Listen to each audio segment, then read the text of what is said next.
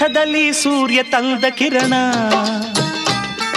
ಆ ಚಂದ್ರನ ಆಗಮನ, ಭೂತಾಯಿಯ ಋತುಗಾನ, ನಮ್ಮಿಬ್ಬರ ಈ ಮಿಲನ, ಬಾನಂಚಿನ ಹೊಸಗಾನ.